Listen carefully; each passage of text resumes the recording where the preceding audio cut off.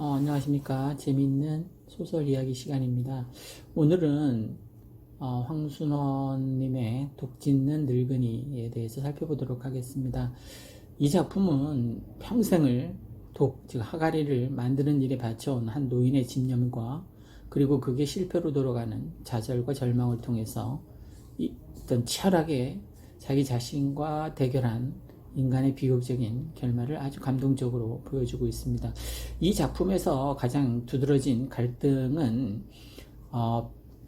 도망간 아내, 그러니까 이 젊은 아내가 자기 조수로 있던 독짓는 걸 배우고 있었던 그 조수와 함께 눈이 맞아서 도망을 가게 됩니다. 그래서 그 배신감, 분노, 이것보다 더 중요한 갈등은 노쇠한 체력과 혼미해지는 정신으로 인해서 평생 자기가 어떤 자존감이 걸려 있었던 그 독짓는 일에 실패하면서 느끼는 절망일 겁니다.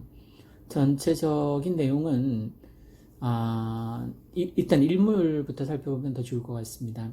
송영감이 있습니다. 그죠? 독을 짓는 이걸 업으로 살아가는 노인입니다. 그런데 이제 자기 자신을 버리고 젊은 조수를 따라서 도망간 아내에 대한 배신감으로 살아갑니다. 그래서 그 아내와 조수에 대한 어떤 질투와 분노에 떠는 주인공이라고 볼 수 있습니다.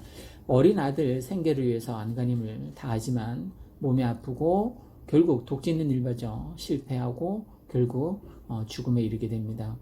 아내가 있습니다. 젊은 조수와 눈이 맞아서 어린 아들과 늙은 남편을 버리고 도망간, 어떻게 보면 좀 못된 아내입니다. 조수가 있습니다. 송영감 밑에서 독짓는 일을 거들다가 송영감의 아내와 눈이 맞아서 이제 도망가는데 그 영감과 대척을 이루는 인물이라고 볼 수 있습니다. 전통적인 어떤 가치를 추구하는 그 노인의 어떤 대응하는 젊은 세대를 상징하는 인물이죠. 그리고 앵두나무집 할머니가 있는데 방불장수를 하는 인정이 많은 노인입니다.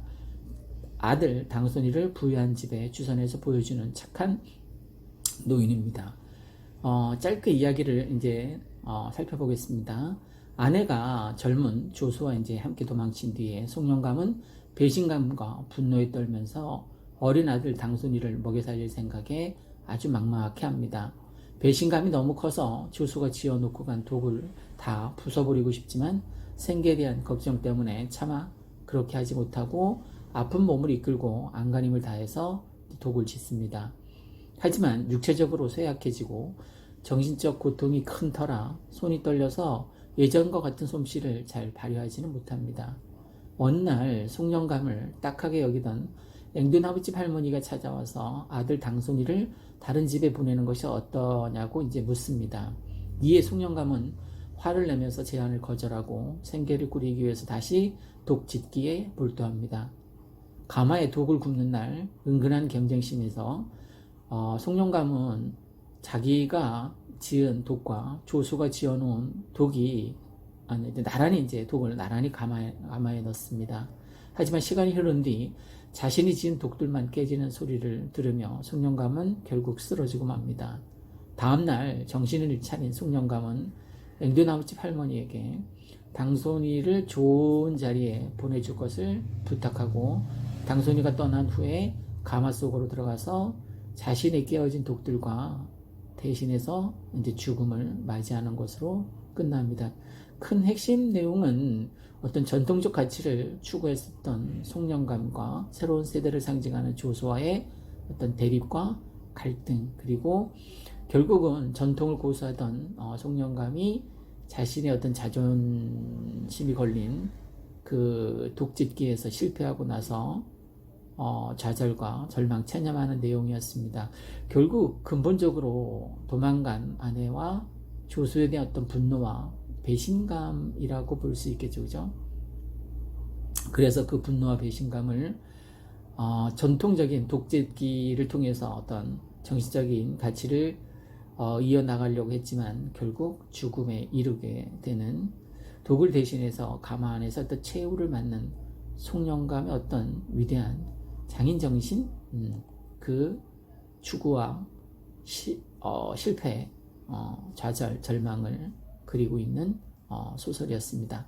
이상 재미있는 소설 이야기 시간이었습니다. 감사합니다.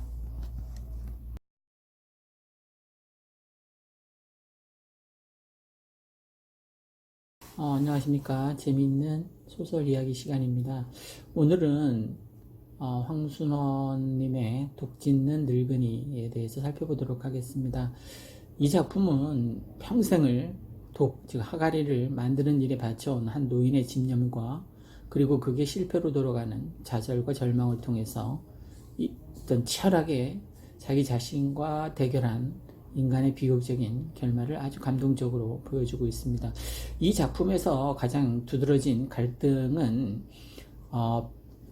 도망간 아내, 그러니까 이 젊은 아내가 자기 조수로 있던 독짓는 걸 배우고 있었던 그 조수와 함께 눈이 맞아서 도망을 가게 됩니다. 그래서 그 배신감, 분노, 이것보다 더 중요한 갈등은 노쇠한 체력과 혼미해지는 정신으로 인해서 평생 자기가 어떤 자존감이 걸려 있었던 그 독짓는 일에 실패하면서 느끼는 절망일 겁니다. 전체적인 내용은 일단 일물부터 살펴보면 더 좋을 것 같습니다.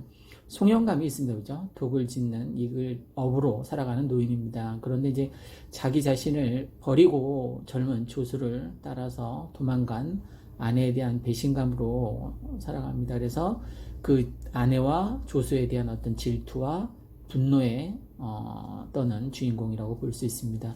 어린 아들 생계를 위해서 안간힘을 다하지만 몸이 아프고 결국 독짓는 일마저 실패하고 결국 죽음에 이르게 됩니다. 아내가 있습니다. 젊은 조수와 눈이 맞아서 어린 아들과 늙은 남편을 버리고 도망간, 어떻게 보면 좀 못된 아내입니다. 조수가 있습니다. 송영감 밑에서 독짓는 일을 거들다가 송영감의 아내와 눈이 맞아서 이제 도망가는데 그 영감과 대척을 이루는 인물이라고 볼 수 있습니다. 전통적인 어떤 가치를 추구하는 그 노인의 어떤 대응하는 젊은 세대를 상징하는 인물이죠. 그리고 앵두나무집 할머니가 있는데 박물장수를 하는 인정이 많은 노인입니다. 아들 당손이를 부유한 집에 주선해서 보여주는 착한 노인입니다. 짧게 이야기를 이제 살펴보겠습니다. 아내가 젊은 조수와 이제 함께 도망친 뒤에 송영감은 배신감과 분노에 떨면서 어린 아들 당순이를 먹여 살릴 생각에 아주 막막하게 합니다. 배신감이 너무 커서 조수가 지어놓고 간 독을 다 부숴버리고 싶지만 생계에 대한 걱정 때문에 차마 그렇게 하지 못하고 아픈 몸을 이끌고 안간힘을 다해서 독을 짓습니다. 하지만 육체적으로 쇠약해지고 정신적 고통이 큰 터라 손이 떨려서 예전과 같은 솜씨를 잘 발휘하지는 못합니다.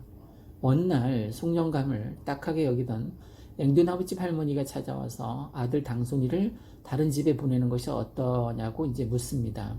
이에 송영감은 화를 내면서 제안을 거절하고 생계를 꾸리기 위해서 다시 독 짓기에 몰두합니다. 가마에 독을 굽는 날 은근한 경쟁심에서 송영감은 자기가 지은 독과 조수가 지어놓은 독이 나란히 이제 독을 나란히 가마에 넣습니다. 하지만 시간이 흐른 뒤 자신이 지은 독들만 깨지는 소리를 들으며 송영감은 결국 쓰러지고 맙니다. 다음날 정신을 차린 송영감은 앵두나무집 할머니에게 당손이를 좋은 자리에 보내줄 것을 부탁하고 당손이가 떠난 후에 가마 속으로 들어가서 자신의 깨어진 독들과 대신해서 이제 죽음을 맞이하는 것으로 끝납니다.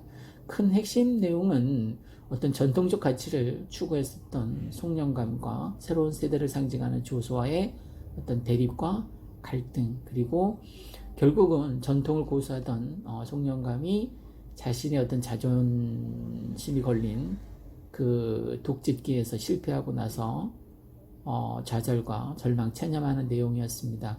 결국 근본적으로 도망간 아내와 조수에 대한 어떤 분노와 배신감이라고 볼 수 있겠죠, 그죠? 그래서 그 분노와 배신감을 전통적인 독재기를 통해서 어떤 정신적인 가치를 이어나가려고 했지만 결국 죽음에 이르게 되는, 독을 대신해서 가마 안에서 어떤 최후를 맞는 송영감의 어떤 위대한 장인 정신, 그 추구와 실패, 좌절, 절망을 그리고 있는 소설이었습니다. 이상 재미있는 소설 이야기 시간이었습니다. 감사합니다.